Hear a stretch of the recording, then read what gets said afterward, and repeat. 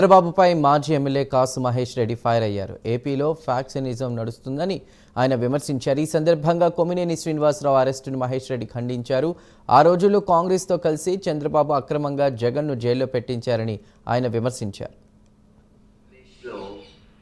కొత్తగా మొదలైన ఈ రాజకీయ రగడ, రాజకీయం కూడా అనలేము, ఎందుకంటే నడుస్తుంది ఫ్రాక్షనిజం అని ముమ్మాటికి అనాల్సి వస్తుంది.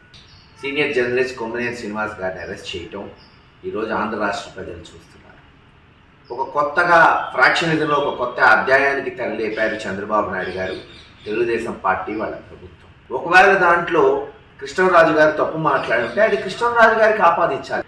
అనేక మంది ఇష్టం వచ్చినట్టు జగన్మోహన్ రెడ్డి గారిని, వాళ్ళ కుటుంబాన్ని దూషించలేదా? వైఎస్ఆర్సీపీ పార్టీని దూషించట్లేదా? అంటే ఇలాగే కేసులు పెడతారా రేపు? ఆలోచించుకోండి.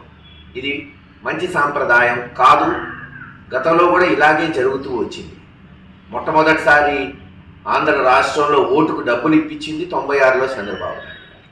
మొట్టమొదటిసారి ప్రత్యర్థులైన జగన్మోహన్ రెడ్డి గారిని అక్రమంగా అరెస్ట్ చేసి జైల్లో పెట్టించింది ఆ రోజు కాంగ్రెస్ పార్టీతో కలిసి చంద్రబాబు నాయుడు గారు.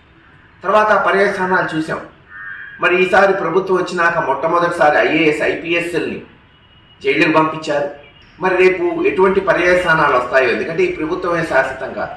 ఖచ్చితంగా 3-4 సంవత్సరాల్లో మళ్ళీ జగన్మోహన్ రెడ్డి గారు వస్తారు, వైఎస్ఆర్సీపీ ప్రభుత్వం వస్తుంది. గతంలో ఇదే జరిగింది, రేపు జరిగింది. ఎవరూ శాశ్వతం కాదు.